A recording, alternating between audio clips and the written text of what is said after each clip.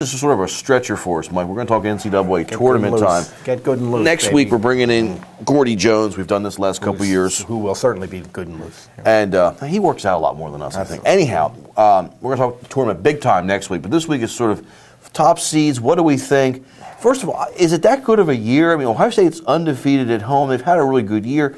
I'm not even sure if they're the clear-cut. They're that good of a number one team. Well, I think they're clearly the number one team, and I think that this happens. To me, this happens more often than not. Where you hear people in the media say, "Well, there's no dominant team this year." Well, most years there's no dominant team, and that's not a bad thing. It is what it is. That's fine. There's no dominant team. Okay, no dominant team, but there are two that we think at this point are clear-cut number one seeds for the tournament. And after I said that about Ohio State, I think they're still one of the number one seeds. Them and Kansas. I agree. I think those two teams have locked up number one seeds no matter what they do in their conference tournament. I don't think anybody else can say that, but those two, and they have been probably the best two teams in the country. I'm not completely sold, particularly on Kansas, getting kind of handled at home by Texas a couple months ago. But those two teams, on resume, on RPI, and all that stuff, they've locked it up. Well, there's the key for me. I'm not completely sold on any of these teams yet. Interesting enough, Duke was on such a quiet roll earlier. Now they've faded back a little bit. They're not everybody's favorite team. They lose to Carolina, but it was a home game. It's a big rivalry. I don't think it's a big deal. I think if Duke wins the ACC tournament, they could get a number one seed, and Carolina could get one. Everybody's jumped on them now that they're this great darling team. They're up to 7th or even higher in the rankings. Everybody's jumping on. They're awfully young yet, but I think ACC, if it's Duke or Carolina wins the tournament, could be the third top seed, possibly. The other one that BYU, what do you do with them? And the other, who gets the other seeds? We got Pitt in there, Notre Dame. Well, what do you like? I think it could very simply come down to if Pitt or Notre Dame wins the Big East tournament, they'll be on that number one line.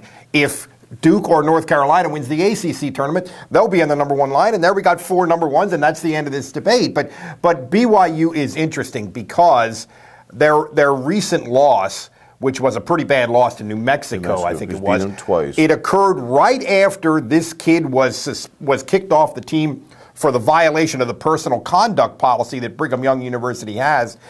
Now, just the other night for their conference tournament, they brought him back. He's on the bench wearing a necktie. He came out and cut down the net. It seemed to fuel them a little bit that he's back. So I think obviously that loss has an asterisk behind it. That New Mexico loss to me has an asterisk behind it. And if you think of it that way, then BYU has a pretty strong resume. In addition to this player that everybody wants to see in Jimmer Fredette, they're the one wild card in this. I'm not sure what to do with Brigham Young. I think they probably get a 2 seed. Here's why. The guy that's now dressed up on the sideline, he's going to be in a tie come tournament time, too. Yeah, and he's a pretty good player. Leading rebounder, third leading scorer, okay? Yep. That's going to wear.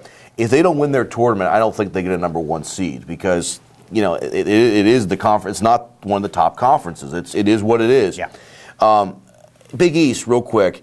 Is there really a great team in there, or are there a bunch of good teams? They could have 11 teams, but we sort of found out last year they were a bunch of good teams in that conference as opposed to a great team the way it went down in the tournament.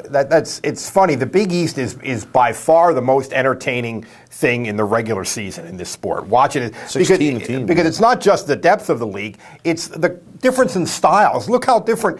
Look how Syracuse plays compared to how Pitt plays, compared to how Notre Dame plays, compared to how Louisville plays. I mean, there's a lot of different style matchups, boxer against puncher kind of thing in that league. But that league is by far the thing that makes the sport compelling throughout the winter. But whether it's because these teams beat each other up so much and wear each other out or whatever it is, it's not like they're going to dominate the tournament. They didn't last year, and I don't think they will this year.